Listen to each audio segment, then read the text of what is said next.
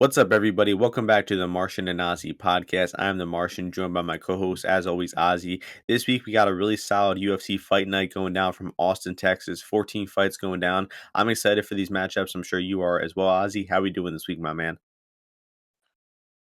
Sweating my balls off every day, all day. Summer's here. Gemini season is coming to a close. Not here now soon. And yeah, that was a cool last event. Pretty entertaining overall. Obviously, I'm a big Yuri stan. That's greatest UFC fighter in my opinion right now. The fact that they have him tied with Dustin Poirier on the pound for pound list is insane.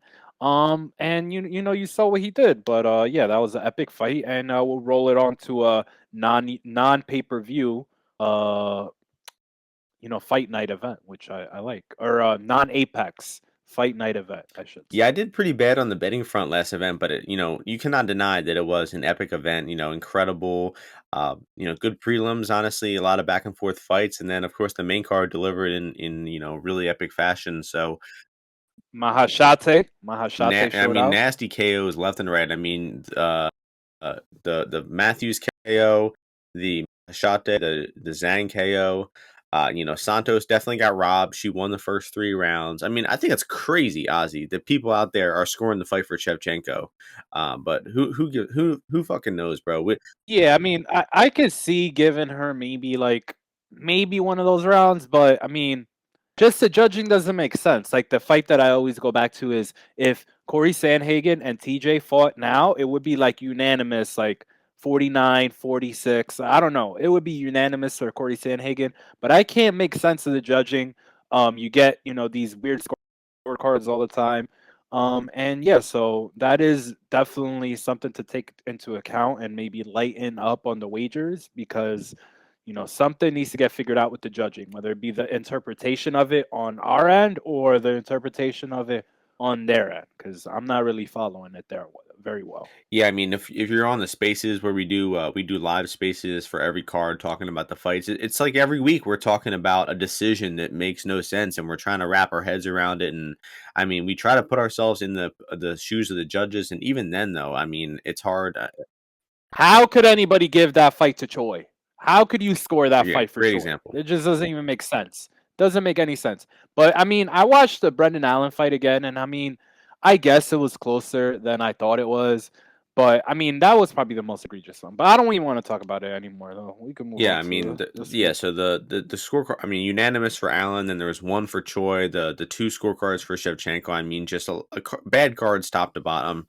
But for me, it was minus 3.56 units. Lost badly on the main event there, playing that fight to go under. Just an insane fight, though. I mean, I think probably top 5 fights ever. No question. Just an insane back and forth, near finishes, momentum swings. It was amazing. So, very grateful to watch that fight. What about you, Ozzy? What was your recap last week? Just 1.3 down. I was gonna have more action down, but I just didn't enter it too well. But the biggest loss is the Joanna loss. So lost that. She bad bet overall. She got pounded. Best bet won. The Choi Culibao. That's the kind of overs that you just live for. You love seeing the dudes get knocked down, like punching each other in the face really hard. But then you want them to relax a little bit and it to go over. So that went over. The Kang over went. I thought most of my reads are pretty good. Like I said, Malkoon's gonna be value. The ones I fucked up is Amiv, Fialo, right? Those picks, but everything else for the most part, was pretty on point. I thought. That's enough about last week, though. 14 fights. Really good fights from top to bottom here. Even the first few fights in the prelim, solid middleweight fights. Let's start this off. Middleweight division, Kyle Daukaus taking on Roman Dolidze. Daukaus is the favorite, minus 265. Dolidze plus 225. I guess I'm in agreement with the line here. I mean, I do think that Daukaus is the better overall fighter, probably better as a striker, grappler, wrestler. Just give him the edge everywhere. I don't really see any area that Dolidze can make the fight, super close. I mean, Dolidze winning a decision seems really unlikely to me just because I don't see Daukaus getting stuck on bottom to this guy. I don't see him losing minutes on the feet to this guy. So I think the fight does really favor Daukaus, especially if it goes to the decision. And Ozzy, I don't know if you've seen it. The goes the distance prop on this fight is minus 120. So they're thinking this fight ends inside the distance like 45% of the time. I don't understand that. Who's finishing this fight 45% of the time? I mean, I'd say the most likely finish is going to be a Daukaus submission, but considering that Dolidze comes from a jiu-jitsu background, I think that he might be able to survive. And even Daukaus was having some dominant positions on Pickett in that fight, and then he lost them. He went for a back take, he lost it. He had a takedown, and Pickett stood up. He eventually did find the submission there with the Darce or Anaconda at the end of the round. But I don't think Dawkins' jiu-jitsu is anything like next level. So I think that the goes the distance is the line to play here. And I think that I'll probably have that as an official bet. So what are your thoughts on this fight, Ozzy? Yeah, I mean, I've been a very big fan of Kyle Daukaus his whole career. I think this guy, southpaw striker, which I always like. Mixes in his jujitsu well. Has a Darce choke, throws ground and pound once he gets on top. But I mean, going close to 300 on a guy like Roman, who Roman is just, I mean, he just wants to slow the fight down. He's gonna look to clinch, and if he does get a takedown, he probably won't be looking to progress position very much. But I feel like Daukaus is the right side here. Not very enthusiastic to be laying these numbers here. I guess it got steamed up a little bit. Like you could have probably got a little bit of value when it was like 230, more or less. But I mean, I think this Dolidze, he's kind of like like a foreign version of Jamie Pickett. Honestly, like in terms of like he doesn't do anything good. Like I guess he's a strong grappler. I don't know. All I know is what I mean is that he has the same kind of type of fighter, bringing in the same kind of skill set as Jamie Pickett has, as in he's not really looking for the finish. He's looking to probably grapple you, use his strength, and stuff like that. Which I think Daukaus is a pretty good foil for that, just because he takes the opportunities that you give him, but he doesn't always make as many mistakes as I mean, he did against Brendan Allen, but in the other fights, he hasn't shown that as much, right? Like the Kevin Holland, right? As soon as he was able to pounce on an opportunity, he did against Dustin, that fucking German guy. So I'll take Kyle Daukaus here. I think he's better on the feet at range, and if they do start grappling, I think that he can win the grappling. But I don't want him to be ended up stuck on bottom and having to work up and drain his gas tank. But I'd definitely go with Kyle Daukaus for the win. Are you considering playing him at all at 240? No. Yeah, me neither. But maybe this when the line comes out at the time, maybe the minus 3.5 for Dawkins, because I really feel he should win the fight, 30-27 or finish. But what and any last thoughts on the goes to distance? You think it's value or no? I mean, I don't think so because I feel like Kyle Daukaus is a finisher. I feel overall, so I don't really like to oppose that much. So All right, that's going to move us on to next fight, middleweight division as well. Phil Hawes, Duran Win. Hawes minus 260, Win plus 220. So similar price between these two matchups. I think one guy's got a lot better chance than the other, though. Interested to see your thoughts here, Ozzy. yeah, I mean, Hawes I think has just overall shown that I mean, he's skilled, but he just does not live up to. He just doesn't put together 15 minutes all that well. The same thing could be said for Duran Win, but the fact that you're getting Duran Win, a guy who historically has been pretty difficult to hurt in terms of with strikes, just because he's like so small. Like I feel like guys actually have a hard time finding the right range and being able to strike and throw punches at him while protecting the takedown. Now, obviously, Hawes has a wrestling background, but this guy's older than you think he would be, right? He's 33, although some would argue he's more closer to 23 or 25, but he's 33. And I mean, you know, you see in those other fights, he looks to use his wrestling more than people give credit to. And I don't think that's gonna be that well used here against Win. But Win's issue is he never makes weight. He has a hard time making weight, the 185 weight class. But I mean, he's half Russian. He only hangs out with these Russian guys at AKA. So I'm hoping that he comes in shape. I think it's honestly a decent price. As in, do I expect him to win? Not really, but he's a pretty good underdog because it's hard to put him away, right? You see that because with that over line being, basically pick him. But I mean, I would probably just take the goes the distance line instead of taking the over, just because you could get some plus money on it. And I feel like most more than 50% of the time, a fight like between these guys actually does go the distance. Just because it's a big fade on Hawes finding the kill shot, and I think that Hawes, I mean, he needs a win here really badly. Like if he doesn't win this fight, I think he gets cut here, even with it not being that big of a losing streak, or at least he's really put back against the wall here if he loses. So I think he's gonna be looking for a win here, no pun intended. And yeah, so I expect some grappling in this fight, a lot of grappling in this fight actually, and then Hawes not really throwing big KO strikes. So a bit long winded, but I think that win could be competitive, and I think I'll probably play him for a little bit. Yeah, these guys both kind of remind me of each other in a way because they're both, they have wrestling bases, but they don't really have much of a top game. Win is definitely, I'd say, more likely to use his wrestling in this fight. And I think that he can probably hit some takedowns on Hawes, but I just don't see him keeping Hawes down. Maybe as the fight goes on and Hawes gasses out because he does have some cardio issues. In the Daukaus fight, though, was the first time where Hawes's cardio actually looked good. He was able to win, almost all 3 rounds there. You could give him round 1, but he definitely won the second and third rounds. And I mean, if you're looking at Hall's resume, it honestly looks a lot better than he is as a fighter, right? He nuked Malkoun. Malkoun's been doing good since then. He somehow has a decision win over our boy Imavov, even though the real ones know that Imavov won that fight, and then he beat Daukaus too. So this guy's got a good resume, but I just feel that as a fighter, he's underwhelming. I did think his striking looked good versus Curtis up until obviously he got caught. He was using a good front kick. He was staying pretty measured there. And if he comes out with that same approach, he is going to outstrike Win. I mean, Win's striking, man, is ugly. He wings big overhands. It's really bad, honestly. So the better striker is definitely Hawes, and the fight being on the feet favors Hawes.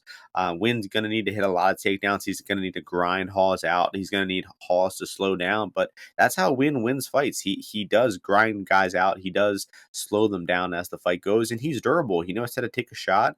He ate some big shots versus Arroyo a year and a half ago, and he's been, like you said, he's been training a lot with Khabib. He's got some picture out there with Khabib, and I'm trusting the Khabib's boy here. I'm going with Duran Win. Um, I think he will, probably have an early or a rough start to the fight, but he'll work his way in, and he's got a great chance of grinding this one out for a decision. What is Hall's win by decision is plus 500? That seems pretty crazy to me, Ozzy. I mean, like the decision only market has Win at plus 130. So I don't understand why his decision line straight up would be 5 to 1. So yeah, I mean, Win decision, maybe a Win live bet after round 1, I think are some good odds. I mean, bro, they have Hall's knockout at like plus 120, 150. Come on now. This guy They got Hawes round 3 plus 700. It's pretty short. like, yeah, they're acting like this dude's like a no. I mean, he had one good fight where he had good cardio, and then the last thing I'll mention about Hawes is so he got wobbled and knocked out by Curtis. He got hurt by that spinning back fist versus Daukaus, and then he got rocked a few times versus Imavov as well. This dude's chin is not good, and he trains at Sanford, and I feel like the Sanford guys, bro, they go too hard in the gym, and then by the time they show up to the fight, they're a little bit drained from that camp, and I'm taking the goes the distance, dude, for sure. That line has value. yeah. Goes the distance, We're definitely. seeing the fight in a pretty similar light. Next fight, won't spend too much time on this one. Bantamweight division, Cody Stamann, Eddie Wineland. Stamann, huge favorite, minus 550. Wineland, plus 385. I mean, I guess it's right. I mean, to me, there's no point in paying Eddie Wineland. This dude looks like a shot fighter to me. I mean, he's always been a hands down boxer, right? He's always been a guy who's kind of relied on his head movement. And when you're 40 years old and getting knocked out left and right, 15 losses, having your hands down at a certain point becomes, a detriment. And I think we're at that point. His reactions are just not there. You saw, I mean, Castaneda and O'Malley are obviously good strikers, solid boxers with better speed than Stamen. But I mean, I just saw Eddie Wineland just not seeing the punches coming there at all, and he doesn't see them coming. He doesn't react well to them. And he has been a pretty historically tough guy to take down, but I mean, just getting older, that's going to make it even more difficult. And I see Stamen, if he wants to lay and pray like he typically does and grind him out to a decision, I see him doing that. And if he wants to maybe look to sit down on some shots and actually look to win by his first finish here, I think he could probably get Wineland out of there as well. So, I mean, I see Stamen winning however he wants. Oh, is it me coming in here? I mean, I actually think this is not that it is a supremely interesting fight, but I feel maybe like something closer to 300 for Wineland is more appropriate. Not that I'm gonna play it just because I don't know. Like I feel like Stamen obviously is able to control where the fight takes place, but I mean Castaneda, he's a sneaky striker and and quick and coming from that lefty stance. And Cody, I mean, I think he will go to his wrestling, but I don't think he's gonna rush and go to his wrestling in terms of like he kind of does get confident in his hands a little bit. Um, and obviously, he needs a win very badly. So, I mean, Cody, you play the over 2.5. I mean, Cody decision and the over 2.5 are almost the same price, almost the same price. So, I got to play the over 2.5 here because I feel like Wineland does have some decision equity. Like, even though it's priced as KOs his most like, I mean, they're actually priced the same. I actually like his decision equity a little bit here because if he can, if Stamen does not elect to wrestle hard, or Cody, I don't know about his takedown defense. Like his takedown defense he hasn't had to show it that much, but it's usually been pretty good. Like he usually does dig underhooks and do stuff like that. So I think he could potentially, as maybe draw out the rounds so that this decision is more likely. So I'll take the goes distance and the over. Whichever one you could get the better price for.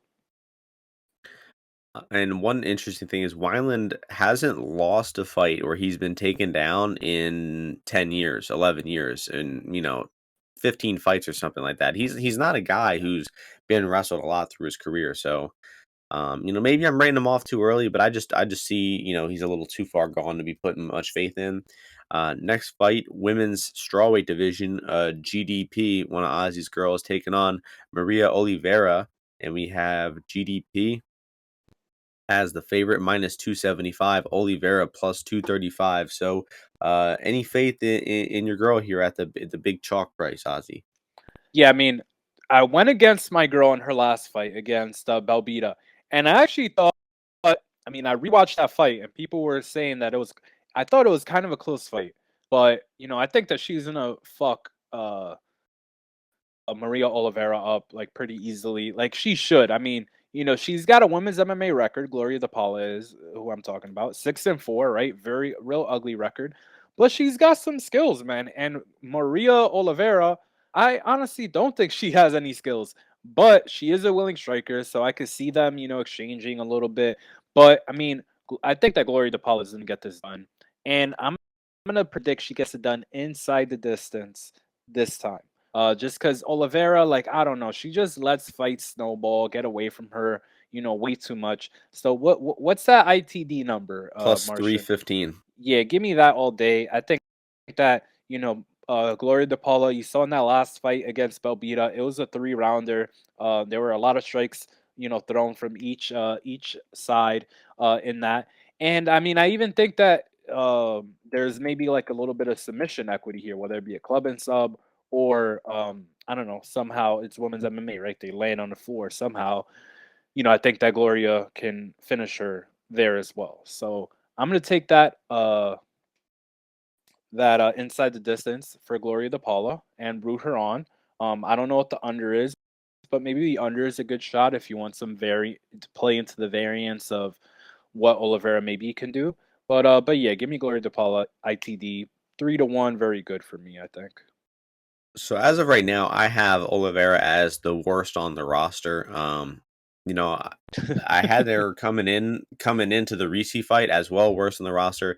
Bet Reese inside the distance there. I don't know what the deal was. This woman doesn't want to finish fights there, but GDP's got a little more intensity in her than Reese. And I'm I saying mean, she trains at Oliveira Bueno is just Silva.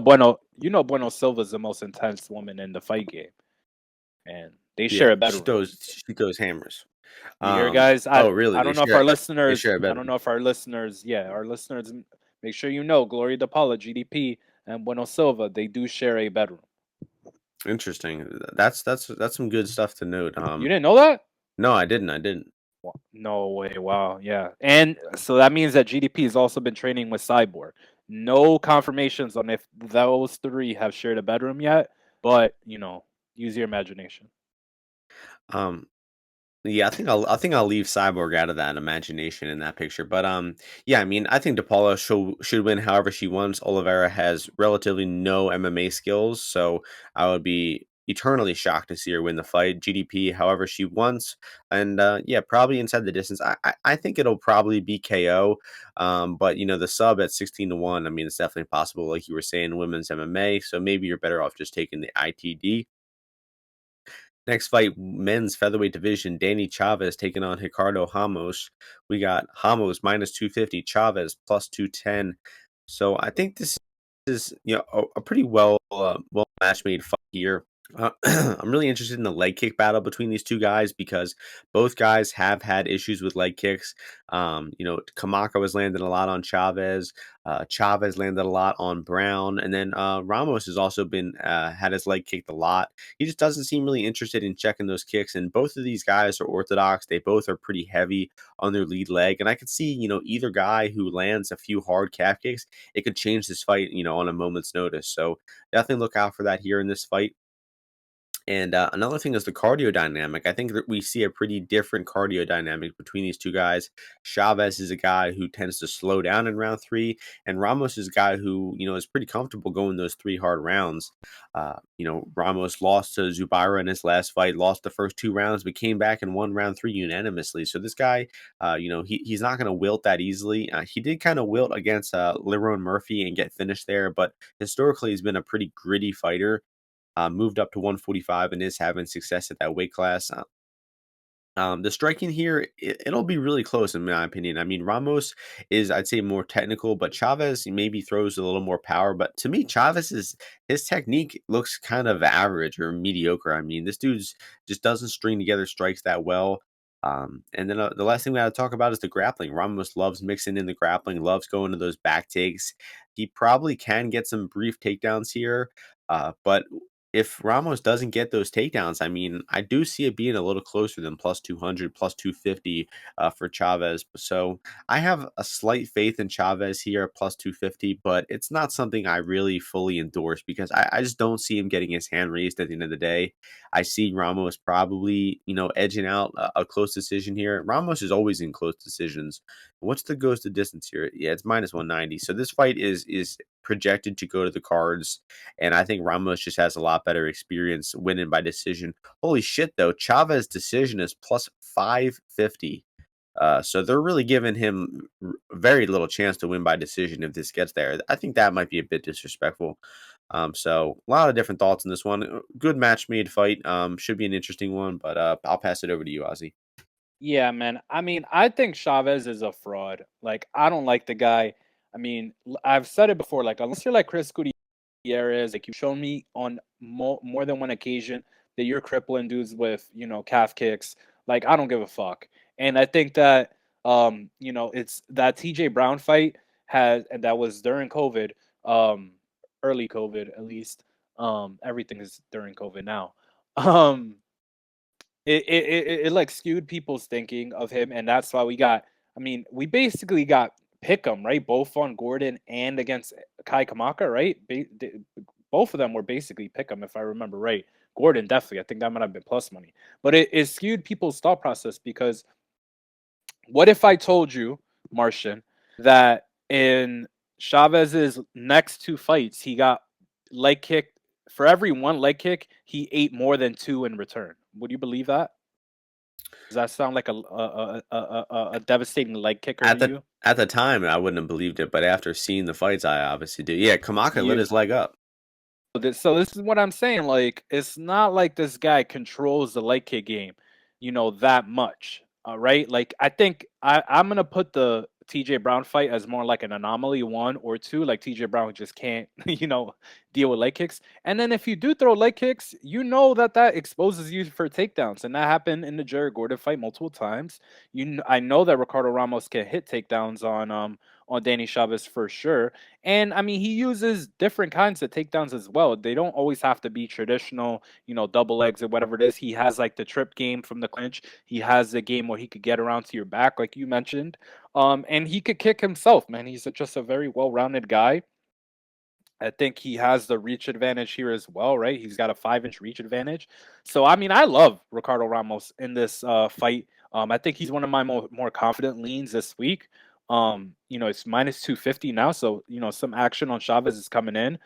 But I mean, I really like Ramos here. I think that he's definitely the much deserved favorite. I think that Chavez he just hasn't shown me improvement at all in the octagon.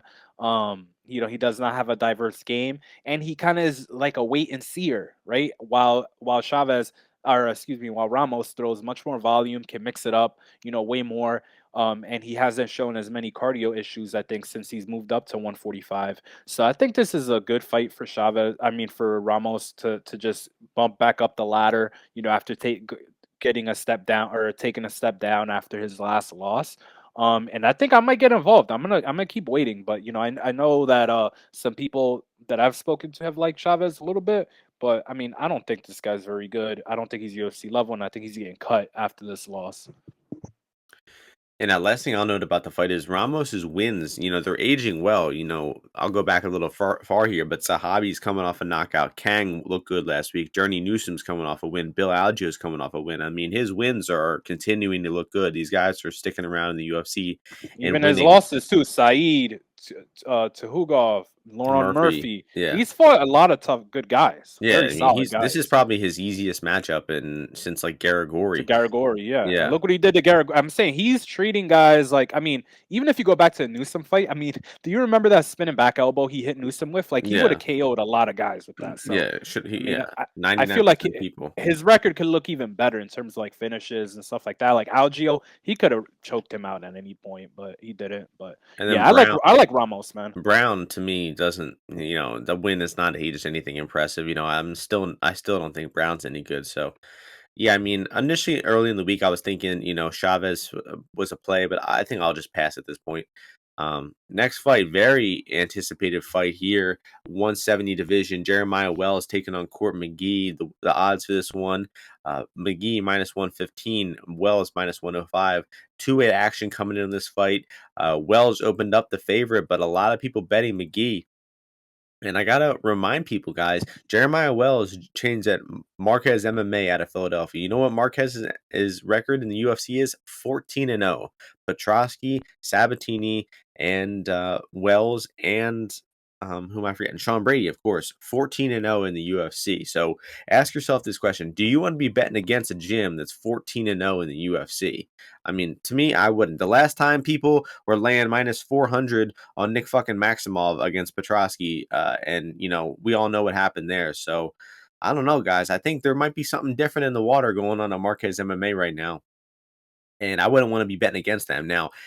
Matchup speaking, if I didn't know that Wells trained there, I think matchup wise, I would probably, I wouldn't love it for McGee, but I would feel good about it because McGee looks real sharp in his last fight. I mean, this is a guy who's old. He's 38. He's old in fight years. But to me, I mean, he doesn't look like he's slowing down. I mean, he still looks really, really good physically. I mean, that Ramiz Brahimov fight, guys. I mean, we were all on him in that fight, but I don't think any of us expected it to look that dominant. I mean, he looked minus 2,500 in that fight. And he stopped takedowns from Ramiz. He hit his own takedowns. He looked sharp on the feet. I mean, he looked good really in all assets. So Wells is definitely a grappler. He definitely wants to get the fight into the grappling most of the times. And his striking to me, bro, it looks raw. I mean, he swings wild. He's athletic, he's powerful, he's fast. He was able to use that to leverage that knockout win on Alves. Not really even sure what the hell happened in that fight, but he just leveraged his athleticism really well, got the knockout win. But I still don't see a whole lot of refined skill on Wells' side. He really does rely on that athleticism of his. And he's going to be likely taking Court down here. And Court is not easy guy to take down. I mean, Court fought his teammate Sean Brady back in the day in Sean Brady's UFC debut. And I'm pretty sure Brady only went like one. He got 2 takedowns in that fight. Oh no, he only attempted 3, but he only got 40 seconds of control there. So he didn't keep McGee down for long at all there. And just historically, Court McGee, really hard guy to hold down and take down. The last guy to really do it was maybe Sean Strickland, way back in the day. So I don't know, man. Matchup wise, I think it's tough for Wells. I mean, I'm still gonna be picking Wells just because I don't want to go against Philadelphia. The trend has been great so far. I got to keep riding it. But I also like Court McGee a lot. Have respect for the guy, his skill set, and I don't think this is going to be an easy fight at all for Wells here. So I'm really interested to see your thoughts here, Ozzy, if you're agreeing with me. And I'll pass it over to you.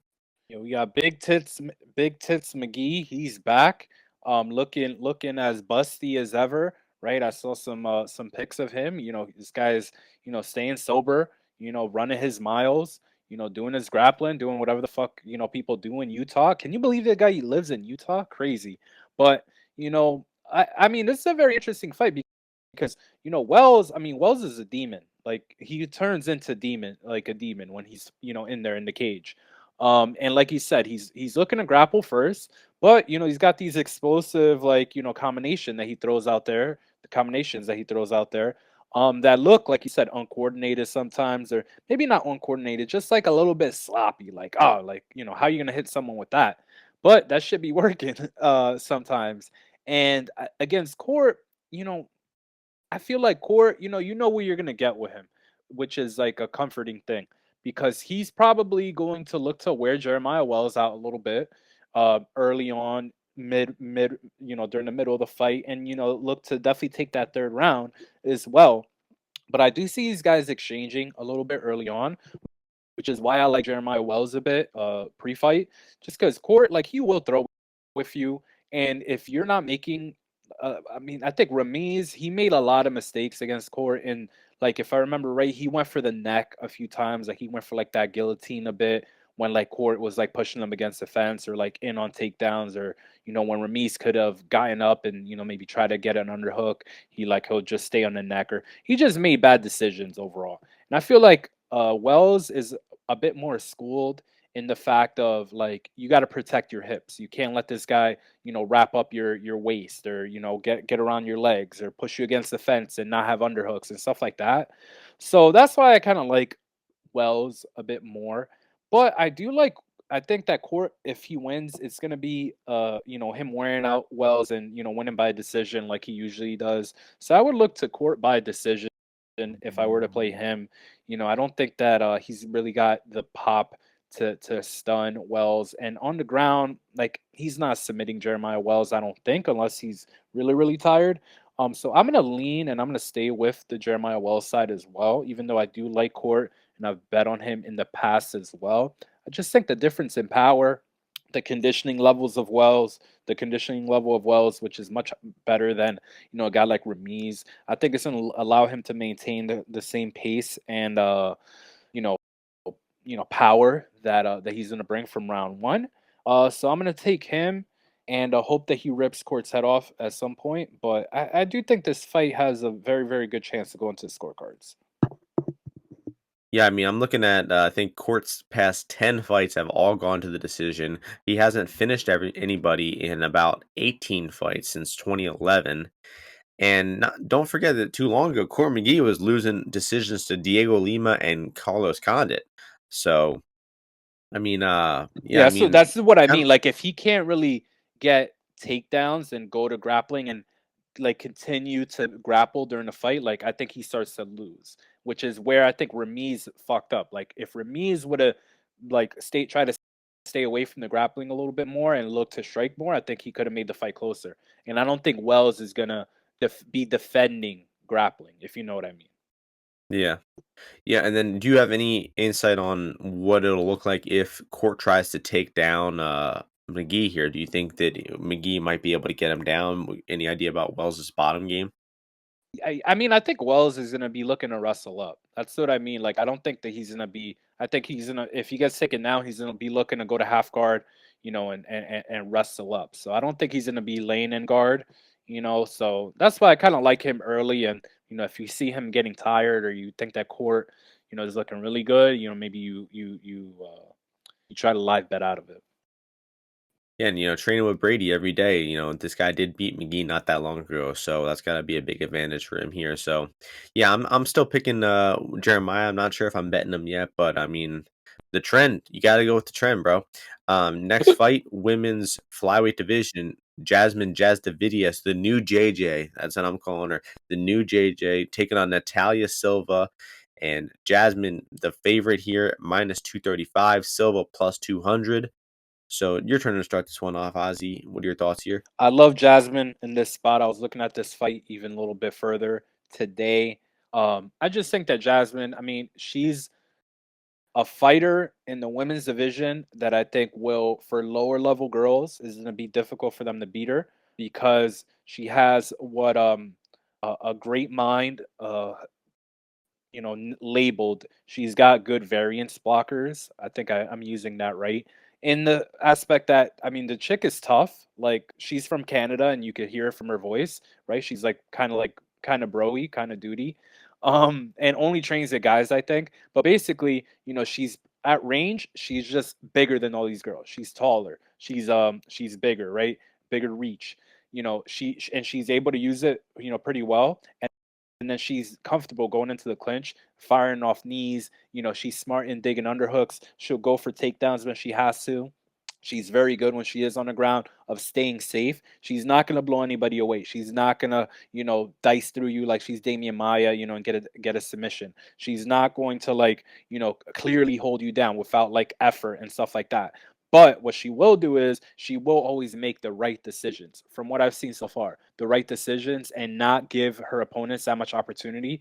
And a weasel kind of fighter like Silva, right? Brazilian.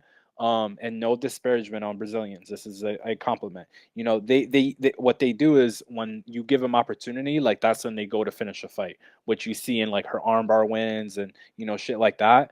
But Jasmine, she doesn't give that many opportunities, and she usually puts her opponents where they least want to be and goes to it first, right? Like against Kay Hansen, right? When Kay Hansen has success, right, she'll like get a takedown or whatever. Jasmine immediately is like looking to get up, or she's immediately looking, to do so, like in the clinch. She's immediately looking to turn her. So I think, Swept her. yeah, swept. Like, yeah, exactly. There was like one point where she got swept, and then she swept her back, or she went to go get back up. So she doesn't really accept, being put on the defense, which is something that I like in the women's division. That's why like I've liked girls like Lauren Murphy in the past and just gritty girls, right? That that have that attribute and that trait in the female division. So I'm gonna go with her, and I'll probably play her and maybe like a parlay, even though I don't do parlays, but I might play her. Yeah, Jasmine should roll here. She's undefeated. If you ever watched that Elise Reed fight, she won that fight. One of the most questionable decisions I've seen in a long time. I mean, I agree with everything Ozzy said. I mean, she's a big, strong woman who likes to get the fight in the clinch, who knows how to take women down. The striking for Silva, I do think probably Silva will have a slight advantage just because she pumps out volume. Like her defense is terrible, her technique is average, Questionable. but she throws strikes. She lands on some women, and I just feel like JJ doesn't really like to strike. She wants to get the fight in the clinch. I think she's got a really good like risk at adverse fighting style where she's just not looking to trade. She's looking to stay on the outside, and then when it's her time, she'll get that takedown. And then Silva, I have seen taken down a few times. She's an armbar woman. Most of her wins come by armbar. She also hasn't fought in 2.5 years. But I am seeing that she got signed to the UFC in sometime in late 2020. So she has been signed to the UFC for a year and a half. Don't know what she's been doing, but maybe she's been fighting a lot more seriously, been training full time now that she's gotten the UFC. Maybe we'll see some big improvements from her over the year and a half, 2.5 years she hasn't been fighting. But man, outside of that, I don't see how, outside of some massive improvement, I don't see how Jasmine doesn't just, take her down, avoid the armbar, stay on top. I mean, I just think that Jasmine's an intelligent woman. I have been in contact with Jasmine. We're on a good friendly basis. She's a big fan of the podcast, and she knows that she has to avoid the armbar. And that to me is good enough of a sign to trust her here, even though it's juice, even though it's -230. I just think Jasmine has a lot more experience. She's so much more active, guys. Like let me see real quick how many she's fought. She's fought 5 times since, Silva has last fought, 4 of them being, decisions. So she's put in, 13 or 14 rounds in, CFFC, Contender Series, UFC, since Silva has last even stepped in a fucking cage. So I'm taking Jasmine. I'll probably lay some chalk on her, and, you know what? She should roll here. Next fight on the prelims. Insane that this fight is on the prelims, but this just goes to show that this is a really good fight night card. Adrian Yanez taking on Tony Kelley. Banger of a matchup here. Adrian Yanez -270, Kelley +230. We're seeing some buyback on Tony Kelley, rightfully so. I mean, at one point he was +385 or something like that on Bet Online when this line first opened. I was at +330 on FanDuel for a while. I got in on some +290. And, one thing I don't feel good about is I have bet against Adrian Yanez 2 fights in a row. I trusted Costa, I trusted Grant. Um, neither were exactly dreadful bets. Definitely not on the good side. But Yanez struggled a reasonable amount in both fights. Obviously, there was that crazy 30-27 Grant scorecard in that one fight, and then Costa, fully took it to him, was jabbing him to bits in round one before kind of collapsing in round two. Yanez is, a good fighter, a skilled striker. I think he's got a really good understanding of boxing. He digs to the body well. He knows how to turn it up as the fight goes on. His cardio seems good. There aren't many really glaringly bad things to say about him, except for his defense isn't the best. And I think that he can be a little reliant on the knockout at times. If he doesn't get that knockout, early on in his career, he went to a few close decisions. I think he's getting better at winning fights decisively without that knockout, but that's still got to be concerned. And Tony Kelley is just a dog fighter. This dude he just knows how to get in people's faces and throw strikes. I mean, that's what I really like about him in this matchup. I was rewatching the Costa fight, and he just pressures Costa from the jump. He's throwing all different strikes. He's mixing in kicks and knees, and he's mixing in the clinch punches. I mean, I when I'm seeing a guy fighting Yanez, I want to see a guy who can constantly pump out strikes in his face just to make him uncomfortable. You don't want to give Yanez a clean fight. You want to pressure and put him on the back foot, mix in the clinch. And the clinch is an area that Tony Kelley is really good. He's good at stopping takedowns. I don't see that being a much of a factor here, but he's a good clinch striker as well. We saw that in the Costa fight, the Kai Kamaka fight. He showed some good clinch striking with those knees and elbows. And I just feel that Tony Kelley isn't going to be blown out of the water anywhere here. Maybe when they're, purely at distance early on, I could see Yanez being a bit cleaner, landing hard. But if Kelley, fights for that usual dog he has in him and pressures, I think he can make this fight ugly. The fight probably is going to be headed to the scorecards, and I have some faith in Kelley to maybe win some rounds here and pull off this upset. So +290, I was happy to throw a unit on him. Where the price is getting a bit more accurate now, but I'd say -250 for Yanez is about right. So it's getting to the point where there's no value, but I'll pass it over to you, Ozzy. Yeah, interesting fight, I'd say. Tony Kelley definitely impressed me a lot in his last fight. I was on him there against Costa, and he took it to Costa overall, man. Like he definitely pushed a huge pace, mixed it up really well, was utilizing his kicks well. But I think that he went in there against Costa, and he knew he had to push the pace. And I think he probably comes in this fight similarly with a similar game plan. But I think that's gonna make him available to be hit a lot by Yanez. And Yanez is not shy to throw. As soon as he finds his range, I think that he has really, really good hands and, the ability to find the chin really, really well. And I think he has pretty good. I like his cardio a lot. So, even though I do see the Tony Kelly, angle and why people like him, and the fight that he's gonna bring and the fact that he's well rounded, all that stuff is true for sure. But I think that Yanez is gonna be able to land big on him. Like, I think the way that he fought Costa while it was good, I don't really think it's something that he could duplicate here very easily, just because I feel like Yanez's offense is just way more potent than a guy like Costa, and he does not slow down, and he knows how, like, which shots to dig in on and throw harder. And he's just a very, very high level striker, mature beyond his years, and has a lot more experience than than Costa has, and it allowed him to that's really ended up being what lost Costa the fight, and he has even like double the experience of Tony Kelly. Like Tony Kelly has what how many fights? He has 10 fights. Giannis has 18. And then the one biggest factor, Martian, what is that? What's the biggest factor in this fight? Speed, No, it's the fact that Adrian Yanez is a 93 kid. And he's of obviously not going course. to lose. Obviously, he's not losing to Tony Kelly. Like, he's a black belt in Brazilian Jiu Jitsu. Fucking Costa is like a white belt. And, Yanez is a Tony, black belt? that's what they have. That's what they have in his Wikipedia. Yeah, yeah. He got Mm. promoted to black belt. No, I see it on Instagram. Yeah, he got promoted to black belt in 2020. So yeah, respect him, motherfucker. So yeah, I'm going with Tony or with Adrian Yanez. I think what's him by KO? What It's like plus 115 or something not good terrible. enough. You see, but I actually think that is the zag. Like 150. people are gonna play the decision line, but I actually think because of the with the energy that Kelly's gonna come out with, the KO is actually the more valuable line. I'd say KO 2-3. They'll probably be like The play plus this week, bro, is 700 to 1,000. Yanez, Jasudavicius, and who's the other person? GDP. GDP parlay. Throw, That's throw Daukaus in there too. Just no, parlay no, them no, all. no. Only three man. I don't know what No, I do. I that do pays, feel. I but do feel what you're. I feel like we're gonna have I feel like it could be a pretty chalky week. I feel like that's the fucking parlay right there, bro. the parlay bet. GDP, Jazavizius, Giannis. That's it right there. Plus, that probably pays like plus like what 150 maybe.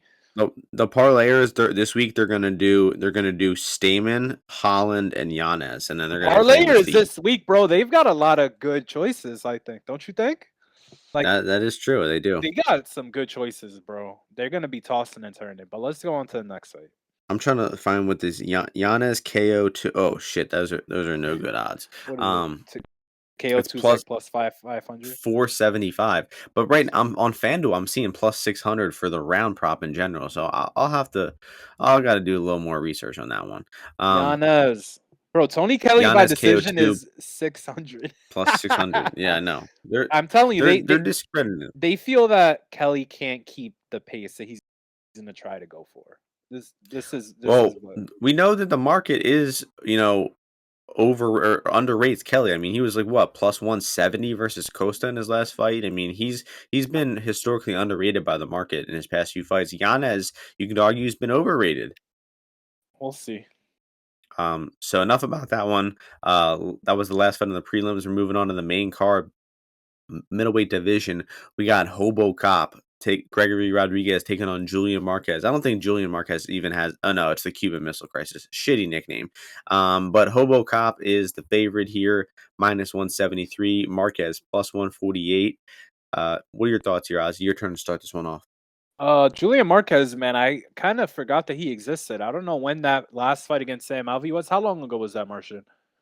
It had Long to have one? been like May or June of last year, if I Okay, I even remember. thought it was even later, but yeah, I thought I was one of the dumb idiots that thought that Sam Alvey could snap his losing streak. I honestly think about it every time Sam Alvey, steps in that cage or signs a bout agreement.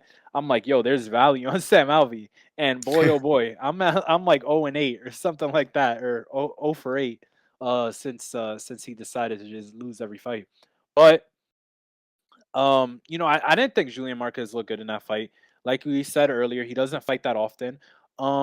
And yeah, I mean, I think RoboCop. I don't know if he won that last fight against what's his name, Armin Petrosian, but it was close, man. Like that was another bullshit ass decision where it's like, bro, this guy's fucking kicking me on my arms and like in my thigh, and I'm punching him in his face, kicking him in the head, ripping his leg off, almost, and you don't give me any credit, right? Which was upsetting, but I think here, like Marquez, like this dude's just sloppy with these hooks that he's throwing. He's just not really solid in the pocket. I think I think that yeah, what he's not solid in the pocket. Sorry, I got distracted. Not solid in the pocket. Um, leaves himself open. His grappling, I think, leaves a lot to be desired. So the main issue here is the RoboCop's, cardio.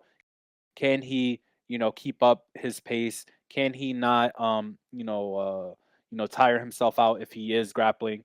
And I think that he can. So I mean, at this price right now is basically the same, almost more or less, than the Armin Petrosian fight that he fought in terms of the odds. And I think that he can ground Julian Marquez pretty easily and probably control him on his back. And Julian has not fought that many guys that can do that.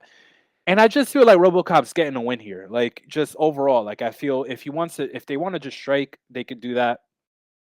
Think he can keep his hands up, deflect a lot of strikes coming back from Marquez, and then if he wants to take him down, I think he will find his way onto Julian Marquez's back or into the back clinch or whatever it is. He just needs to not get tired. So I got to pay 70 cents, I guess.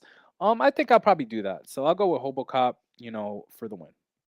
Yeah, I'm in agreement. I mean, we're big HoboCop supporters here, and definitely should have won that last fight against Arma in round 2 and 3. And I don't know what the judges were thinking there, but I mean, I see Rod as the better striker, grappler, wrestler here. I think he's better in all aspects of MMA. I just think the only areas where Marquez might have an advantage are cardio and durability, which are the intangibles. But I just think the skill, man, you got to go with RoboCop here at this price. I mean, like Marquez has a chance due to his durability and his cardio, but to me, it's not better. The value is on RoboCop at this price, is what I'm trying to say. I mean, like you're saying, if he doesn't slow down, I really think he should have the skills to give this guy issues everywhere. I mean, he's a good boxer. He checks leg kicks. He knows how to hit, some sick takedowns. He can hit a judo throw. He can shoot a double leg, and then he transitions to the back really well. Uh, and I just think like that some of the guys like Park and Petrosian that have given Hobo some problems. I don't see similar characteristics to Marquez there. I mean, this guy's striking the sloppy. He wins fights via crazy comebacks. And guys, don't forget Marquez lost 2 rounds to Maki Pitolo and needed a finish in round Two of three. them. Maki Patolo was looking like a D2 national champion. Not D1, but D2 for sure. Yeah, I mean that is insane. I mean, I'm still not over Maki blowing that fight. I bet him there. Um, and I just feel Marquez gets a little too much respect in the market for some reason. I don't know why. It's probably because he finishes fights, and I don't know. He has an okay personality, but RoboCop is the side to be on here. I will also likely be on him. And some props for this fight I like are the starts round 3 at -112. I don't know. I mean, I guess it should be a pretty phonetic pace. It should be pretty crazy in there. But I don't know. I see this fight going longer. I don't. I'm not gonna play it just because uh, it's gonna be a crazy pace. But I really do think this one probably can go into round 3. Can possibly even hit the scorecards at +150. So if you're feeling, ballsy, go for those. The next fight takes us to perhaps one of the best matchups on the entire card. Lightweight division, Damir Ismagulov taking on Guram Kutateladze. The odds for this one, Damir -148, Guram +128 on Bet Online right now. Uh, I guess it's my turn to start this one, man. Yeah, so I've been doing a lot of tape on this one the past few days, and originally, we were talking about this fight a few weeks ago with some people, and I was thinking, I reckon, Demir will probably win that one.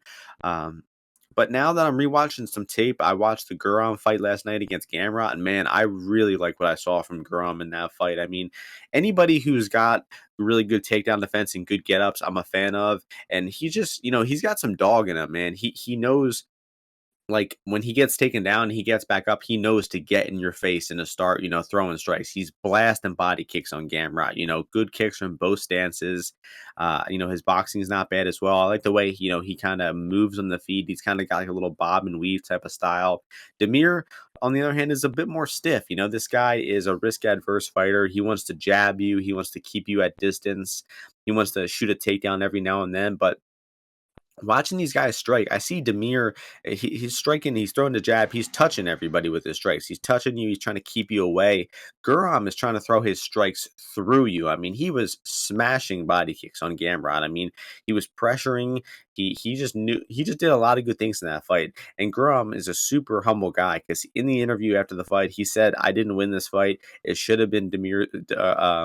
Gamrot's fight, bro. How many people do we see win in decisions that are complete robberies, and they go, "Oh yeah, I won." The judges, they could have saw it any way. They celebrate, right? Guram won the fight. I thought he won the first two rounds, and he was still humble enough to say, "Oh, Gamrot should have won." So, I mean, this dude is, I like what I saw from that. I mean, he's just very realistic, and don't forget, he's got Khamzat Chimaev in his corner. Chimaev was going crazy during that fight for cheering on Guram, and I wonder if he'll be in the U.S. for this fight. Do we have any intel on that, Ozzy? Whether Chimaev will be in the corner, because that would be a No, I huge no, benefit.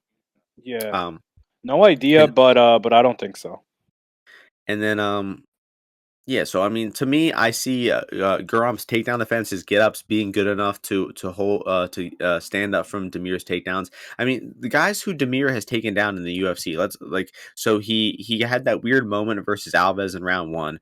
Alves ends on bottom, and then he just lays there for 4 minutes and 30 seconds. He had no attempt whatsoever to get up.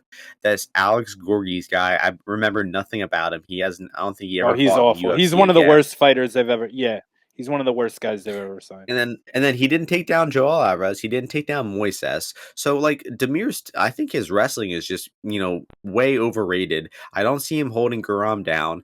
And then in a striking fight, do you want the risk adverse jabber who, may or may not have gotten hurt by Alves? He just looks underwhelming to me. Or do you want the guy who's blasting Gamrot with body kicks and pressuring and throwing punches and, just doing a lot of good aggressive things to win rounds?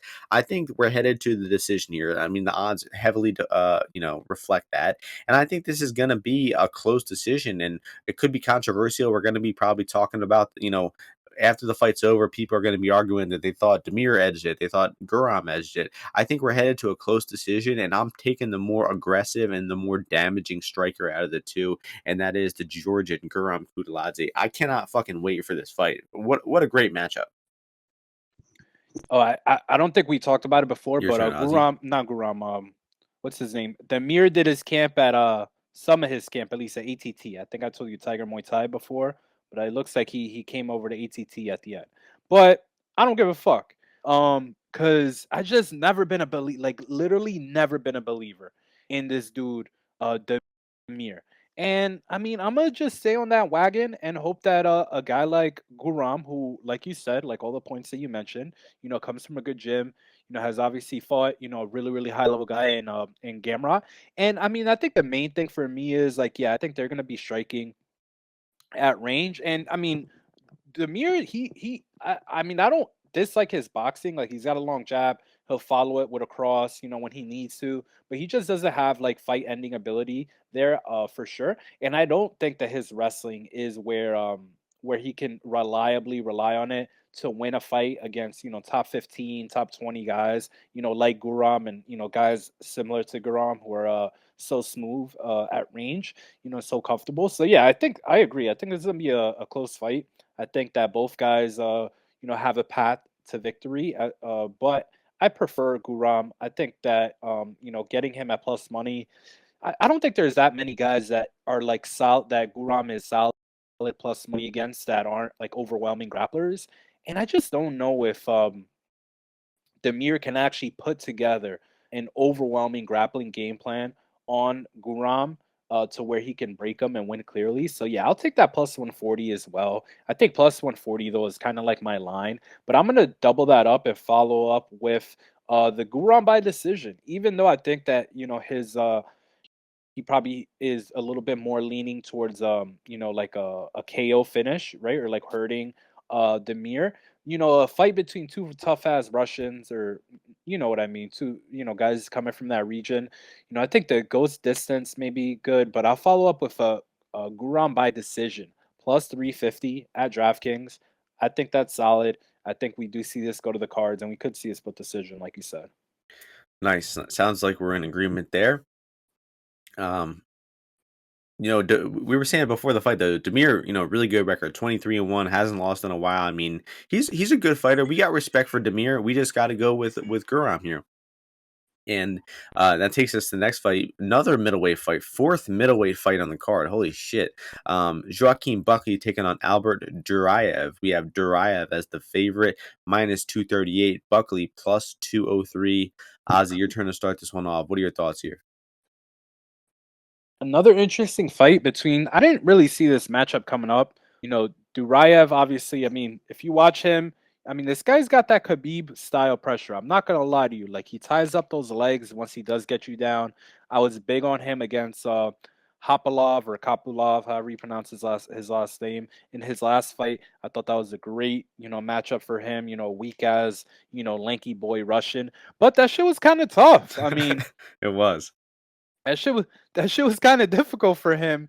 Hopalov definitely hit him a bunch, but I mean the price he still justified the price. Like I think it swelled to like 400 at the end, but I mean I got like 250 on him, which that was a great bet. But I mean I've been thinking about this one a bit, and I was like that Buckley fight against Al Hassan. First of all, awesome fight, great fight. Both of them impressed me. I wasn't expecting to see like such a fight where it went to so many realms, of MMA.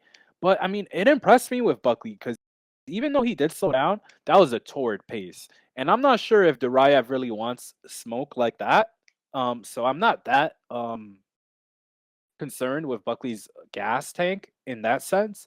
But I am concerned with him on bottom potentially, like getting his legs tied up, potentially giving up his back. But I do think that he's pretty solid overall. Like, even though he's a little small for 185, he's got I think it helps his cardio. I think that he's like, a fighter that not like, look, this guy's going from that, skinny guy, Kopolov, to a dude like Buckley, big difference in body type. He's a southpaw as well. With I mean, I don't really got a lot to speak about the matchup, but I just feel like you know, Duraev potentially could have an issue with Buckley here, keeping him on the ground or even getting him to the ground. I think he's gonna have to pin him against the fence and have Buckley make some mistakes in staying on the fence and like fighting with him there. So I don't think I'm gonna bet Buckley, but I think I would only lean that way now. If I could have gotten Duraev under 200, I think I probably would have taken the risk because Buckley does fight kind of dumb, but I think it's kind of a close fight. And lastly, I think the play here is the over 1.5. We spoke about this a little earlier, but I mean, I don't see how this over is at 1.5, and you only need to pay minus 150, 145. So that's gonna be my bet for this fight. Yeah, I'm gonna tell Ozzy on that one over 1.5. Because you know, obviously this seems like a matchup where striker versus grappler, right? Buckley should have the striking advantage. Duraev should have the wrestling advantage. I think the striking is a bit closer than obviously the grappling should be, it could be one takedown and the fight is over for Duraev. But Duraev's fight against Kopylov, just super confusing fight there, right? So like you were saying, I bet Duraev there as well. I bet him minus 3.5 and parlayed his money line. And I think he covered it, but man, he looked like as bad as possible while still covering that price because round one, he tried to box and strike with Kopylov, and he had some success. He landed some punches. He looked okay. Round two, he gets dropped with the straight left hand and then starts wrestling. And he wrestles. He gets the takedown. He gets mount, and then he just smashes Kopylov for like 3 minutes straight with ground and pound. I mean, I thought that was like a 10-7 round. Two judges did give it 10-8. And then in round three, after demolishing this guy, being up 2 rounds, Duraev looks tired and he's, all of a sudden looking bad. Oh, also, Kopylov like had the doctor come in and they were checking his face. I mean, he had cuts and welts. I mean, he was fucked up after that round. And then Duraev manages to lose round three and actually gets taken down himself by Kopylov. So I mean, if he was gassing out and losing that round three in a fight that he was, winning, I wouldn't say, pretty easily. I mean, he was up 2017 on two scorecards and he still gassed out. I mean, I think that's a really bad sign for his cardio down the road. And this Drive guy, I remember hearing people talk about him when he was in ACA for years. And I remember people that liked him were thinking maybe he got to the UFC a little too late. He did have that really long 3-year gap between his ACB fights and his Contender Series fights. So there's a possibility this guy's best years are behind him. I mean, he is 33. He is a master of a sport in sambo, so he's been fighting and training for 20-25 years straight.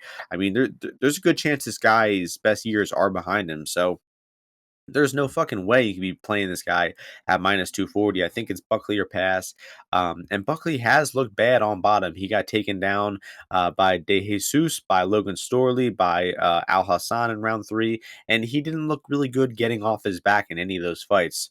But on the feet, I think Duraev has, too much confidence in his striking. I don't think this guy's that good of a striker. And Buckley could probably give him some issues on the feet. But my main issue with this fight is that I see anytime Buckley landing some strikes and maybe hurting Duraev's just going to shoot for that takedown, and I do see him probably getting those takedowns on Buckley. So Buckley knockout is probably going to be his only way to win. Uh, but yeah, I like the over 1.5. Not gonna complicate it too much with bets on this one. Just gonna take that over 1.5. I think that Duraev isn't gonna really pour it on for a finish in the first half of the fight. And honestly, if it gets over 1.5, Ozzy, it might just go the full distance at that point too. So we might have to look into playing the fight to just go long. Over 1.5 starts round three, goes the distance, all that stuff. Um, and I guess Duraev decision will probably be my gun to my head pick. And that's going to take us next fight, welterweight division. One of my favorite fighters in the entire roster, Tim the Dirty Bird Means, taking on one of my least favorite fighters, Kevin Holland. Kevin Holland minus 280, Tim Means plus 240. Yo, our boy Jonah Jay Shifty was saying if you don't like Holland, I don't even know what he said. But bro, Holland, we're betters. Holland is always the favorite. He's always a minus EV favorite. How can you like this guy? I mean, personality wise, fight style wise, obviously, I mean, you gotta like Holland. But we can't make money betting on his fights. I haven't found a way to do it unless we're betting against him. I can't be laying minus 600 on Holland against Cowboy Oliveira. Come on now.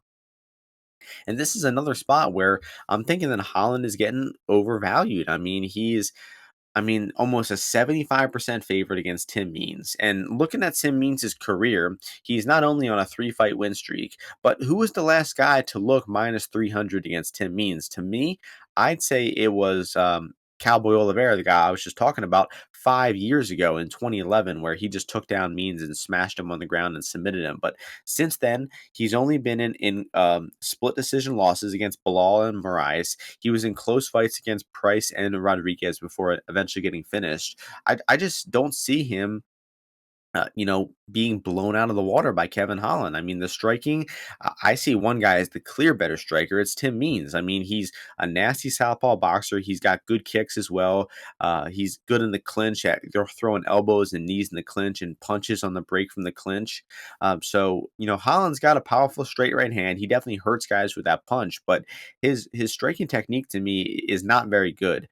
And then Holland can grapple. He is a solid wrestler, but he doesn't really, look to leverage that lately. I mean, he hasn't hit a takedown in a long time. He hit one against Derek Brunson technically, but the last time he took a guy down was Charlie Ontiveros. Um, and before that, it was Brendan Allen one time. Like this guy doesn't. He killed him with that Yeah, takedown. that is true. I mean, he literally like killed like separated his neck from his body with that takedown. But Holland doesn't Yup. seem to want to grapple as like his game plan. He wants to strike. He wants to put on entertaining fights on the feet. And I think that if he does that here versus Tim Means, he's going to be, rudely awakened at how sharp Tim Means still is. I mean, he hasn't been knocking off the craziest wins as of late, but Perry and Dalby and Staropoli, they're decent. I think that Means has been looking solid. His cardio is looking fine. He kind of does maybe take round 3 off a little bit, but I don't know, man. I'm betting Tim Means. Fuck it, I don't care. It seems like a fight where Means is going to be doing really well, and then all of a sudden Holland lands a big strike and knocks him out or finishes him in some stupid fashion. I'm completely okay with that happening, but I need to bet Tim Means here just to say that I did, and I just cannot see Holland covering minus 280. So I'm on Means here. It was always Kevin Holland. I mean, I was gonna bet him early in the week. It was like it got to 210, and I was confident it was getting to like 190. And I even had one of my guys that I work with. He was like, "Oh, like I'll give you 200 on Kevin Holland, right? Because he wanted plus 200 on Means." And I should have took that shit because obviously the market moved the other direction towards the how I capped it. And I just think, I mean, like Tim Means, he's been getting off on like these guys that like they're fat, like they don't even make weight. He's a lot taller than them. It's gonna be like the first time ever where he's at a reach disadvantage. And he's mainly a boxer, so he's gonna want to fire off a lot of those hands. And I think Kevin Holland's got that big right cross, on the counter. Yeah, you say that, his takedowns, blah, blah, blah. He doesn't really want to grapple. But when he does want to grapple, he could put a dude down easy. And he'll be able to wrap his arms around, this, Tim Means' real scrawny body and take him to the ground. And on the feet, I mean, even though Tim Means he does have a lot of KOs, like he doesn't have the power, I don't think, to knock out Kevin Holland. Like, our boy Kyle Dawkins headbutted Kevin Holland, and Kevin Holland, woke back That up was and 15 pounds ago, though, bro. He's cutting to yeah, 170 now. no, dude, this dude Tim Means does not have that kind of power. So I think it would have to be accumulation. Look, I'm not gonna bet him, but I think he was a great bet at like 210, 215, 220. I think he was a good bet at all those prices. And I was gonna do it, and then this went right back to where the opener was.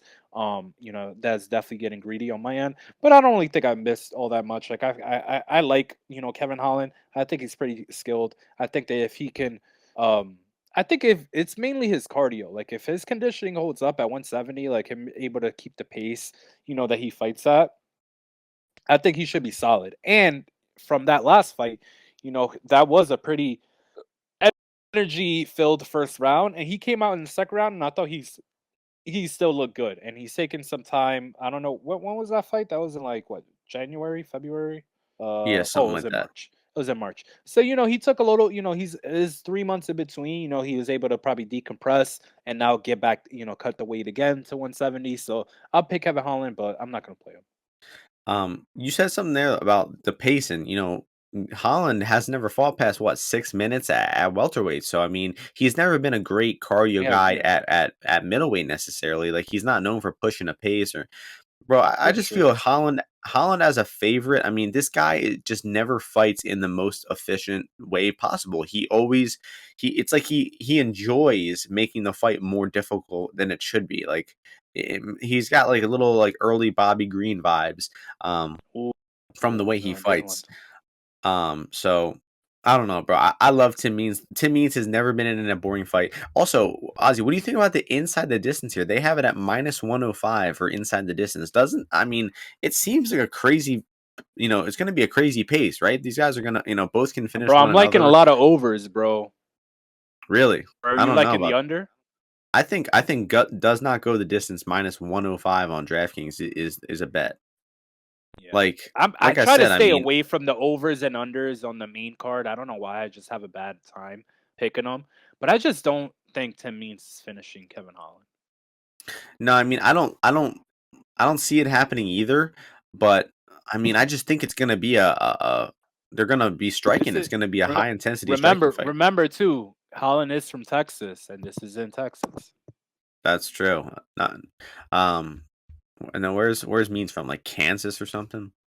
Um, Co-main event time. We talked about this fight before. It was supposed to happen at a pay-per-view or two ago. Devastating cancellation there. We got Joe J. Lauzon taking on Donald Cowboy Cerrone. The odds for this one: Cerrone minus 155, Lauzon plus 135. I bet Lauzon like plus 160 the first time. That price is obviously gone. The books, cleaned up on this one.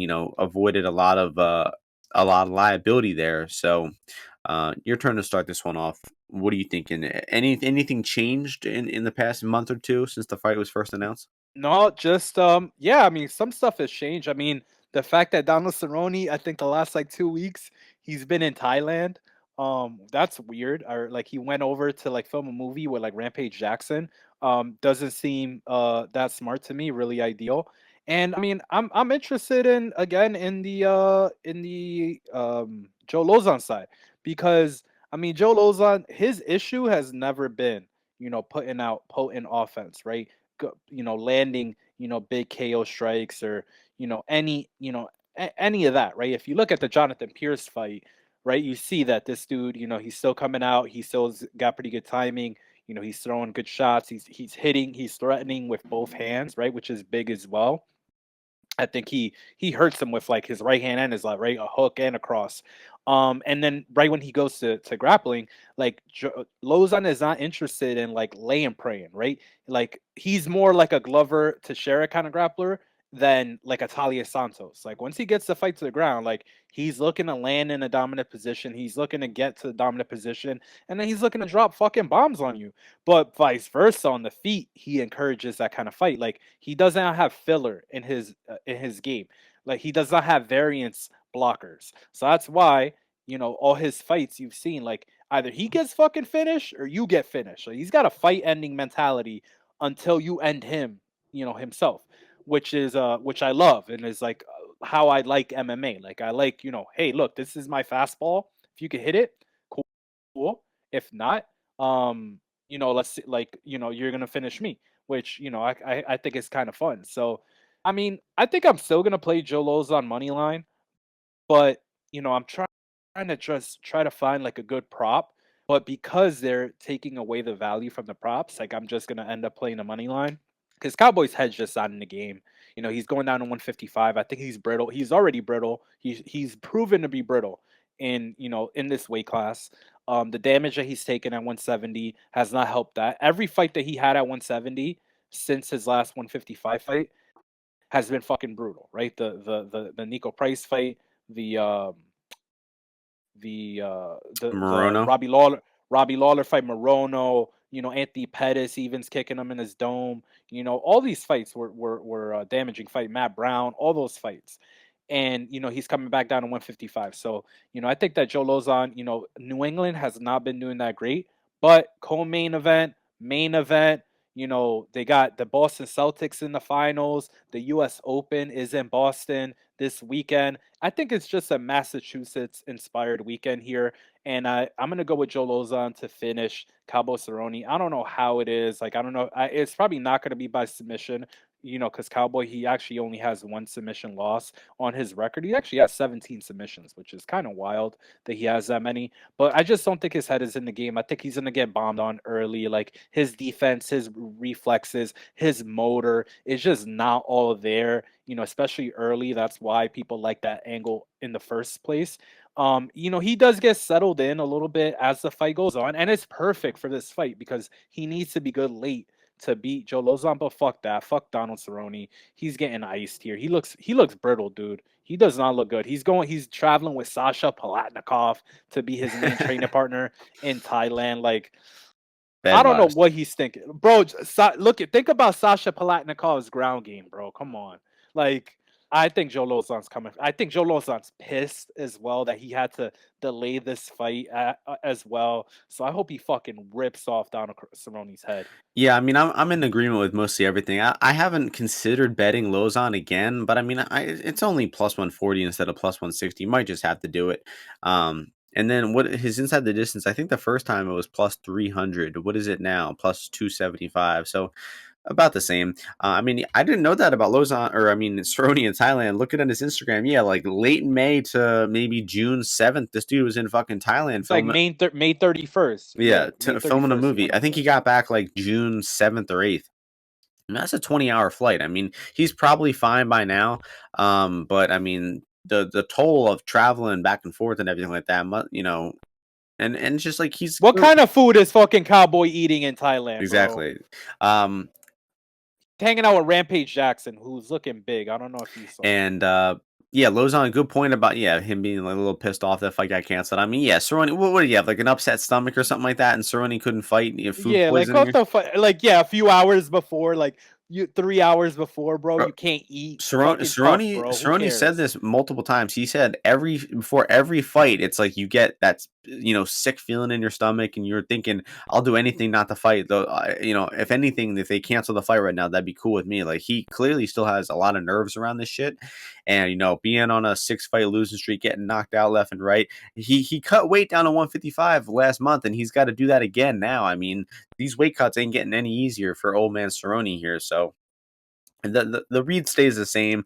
I mean, we talked a little bit more about our read, our pure matchup reads last time around. Now we're going a little bit more narrative based with just endorsing Lozon. But Lozon starts fast. He comes out, he throws punches.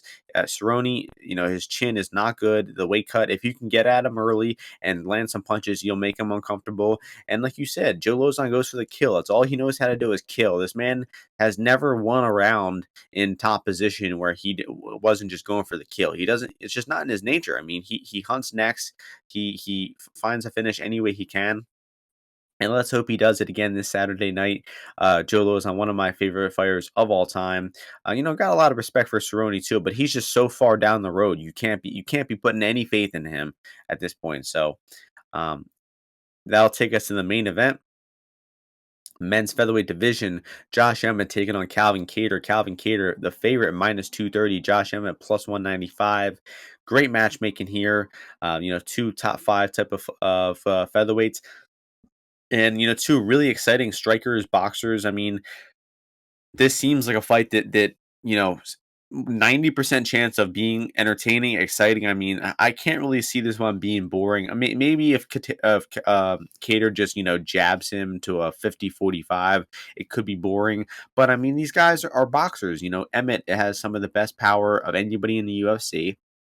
And Kattar is, probably one of the top 10 boxers in all the UFC, and just an incredible boxer overall. And Ozzy, I think we both bet and cashed on these guys in their last fights. We both got a lot of love for them. But in this, it's a whole new matchup here. And to me, the line seems close to right. I'd say, maybe Kattar minus 200, Emmett plus 170 seems about more accurate. So I did put in a bet on Emmett early in the week, a couple days ago, plus 205. I feel okay about it. I feel like Emmett, obviously he's a knockdown type of guy. He's gonna need knockdowns to likely win these rounds in these fights because the more voluminous puncher is definitely Kattar. The guy with the better jab is Kattar. He throws out more strikes, so it's gonna be difficult for Emmett to win these rounds without getting those big knockdowns. And Kattar is historically insanely durable. This dude I don't know if he's ever been hurt with a punch in his life. I mean, he ate 100 or 500 punches versus Max Holloway and never really went down.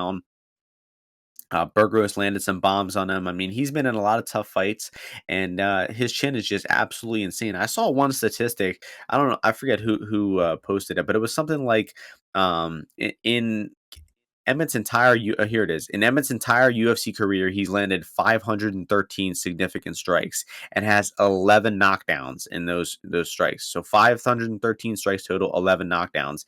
Kattar in his past 2 fights has absorbed 573 strikes and hasn't been knocked down at all. So I mean, Emmett's had 10 fights in the UFC and he's only landed 513 strikes, while Kattar has absorbed more than that in his past 2 alone. So um, I gotta say for Kattar, people were concerned. Oh, is he going to be the same after that Max Holloway beating? Could it be a life changing beating? He looked fucking better. He looked better against Giga than he did before that fight. So I mean, Kattar is a magnificent fighter. Big fan of the guy. And let's talk about the decision, the cardio here. Kattar win the 5 rounds multiple times. Obviously, lost to Holloway, but he did win 2 5-round decisions over Giga in his last fight, over Dan Ige. That's a good 5-round win. He knocked out Burgos in round 3, so I think he's got really solid cardio. Has never really gassed out in a fight. He was building in the Zabit fight. For sure would have won that fight if it went for the full 5 rounds. So, Kattar has never shown cardio issues at all. Emmett hasn't really shown glaring cardio issues, but I definitely don't think he's a proven cardio commodity in the same way that Kattar is. Obviously, has never been the full 5 rounds. And, that's got to be a big advantage for Kattar here. So he's the more voluminous puncher. He's better cardio. Probably, I don't know who's more durable. Both these guys are insanely durable. And, even though this one should be a crazy back and forth fight where they're going to be in their face the entire time, boxing each other's ears off, I really do think it does go to the decision and go later into the fight, into the 4th and 5th round.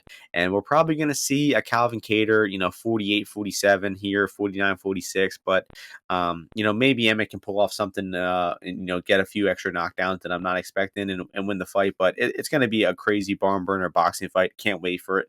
Great main event. But I don't feel so hot about my Emmett bet, honestly. Yeah, I mean, I looked at this fight a good bit. I always keep up with the 145 class a lot. And I mean, I kind of like Emmett here a bit, just because I think, you know, yeah, Cater looked good against Giga, but I feel like Josh Emmett would have fucked Giga up as well. Like, I think he would have tracked him down with his hands eventually, and put a licking on him. So, I think that Cater, good on him that he took that fight, and good fight to get back, and how he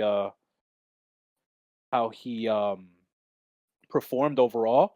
But I mean, he was just, I mean, at a certain point in that fight, he was just walking forward on Giga, and like he didn't care about any of the punches that were getting thrown at him. And I think that will not work against Emmett for his power, like you mentioned.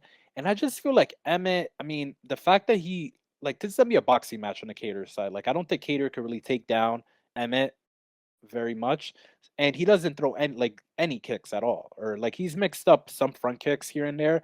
But I feel like Emmett's pretty smooth actually when he gets like his rhythm going, and I think his cardio is actually, I mean, because like commentators like Joe Rogan literally talk about it like the whole time. He's fighting, and like they're, oh man, he's loading up on that one, and like, yo, how is he going to keep that up for 3 or 5, whatever.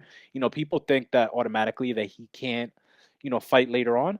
But I mean, his best round against Ige was round 3. And Cater, he wasn't like, even though he finished strong against Giga, I mean, his defense was non-existent in those last like 2 rounds. And it didn't matter because Giga did not have the power to finish him.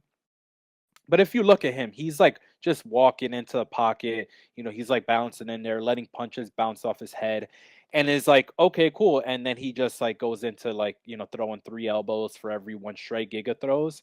And I'm not sure that's gonna work here. They got the big cage here as well, which I think gives Emmett a little bit more room to navigate. So I mean, I prefer the Emmett side. I would not lay this kind of chalk on Cater just because I think you'll get a chance to get a good Cater line live, because I think Emmett's going to come out pretty good here. Like, I think he's a strong start hot, and I think we can see some, split rounds, like first 1 or 2 rounds. So I would just play Emmett pre-fight and then anticipate, the line tightening. But yeah, I'll pick Emmett to win. So, I don't know how, but I just think the odds are a little disrespectful for him. I like what you just said, the split rounds. I think the early rounds will likely be split, and then it'll probably get a little more decisive as it goes on. But early on, I think it will be really Yeah, it's close. gonna be close, and Emmett's not backing down. I don't think Cater's going to be able to get off as much offense as he wants to here. And I mean, I just think these are close fighters. And you got to remember too, even though Giga took all those shots from Cater, Cater also took all those shots from Giga. And between his last 2 fights, Cater, he's been in 2 absolute wars for 10 rounds. So that could catch up to you eventually. But either way, I just think that Emmett, I think he's focused. He's trying to break into this realm, and I think this is like the zigzag. Like, you bet Holloway versus Cater, then you bet, Cater versus Giga. Now you bet fucking Emmett versus Cater, and you end up coming out ahead. And what about Emmett mixing in a takedown? Do you think that could be possible here? Yeah, I mean, I think he could wrestle here, but I don't think he's in that hold down Cater at all.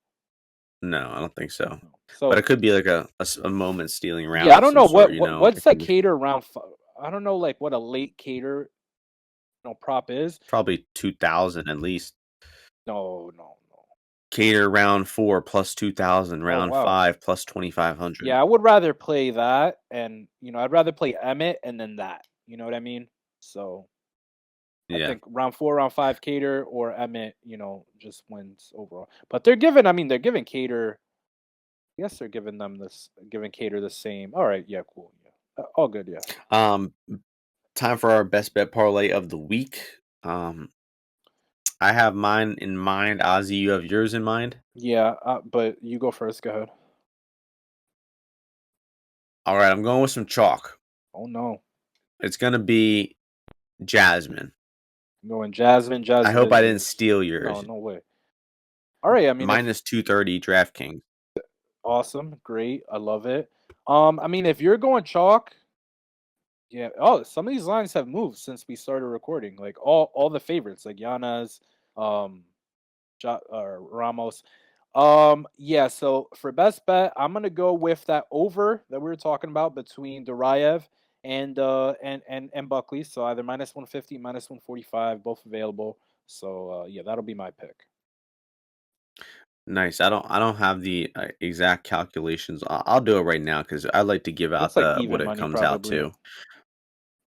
I would say so too. Maybe plus even one like ten. plus 110. So let me see.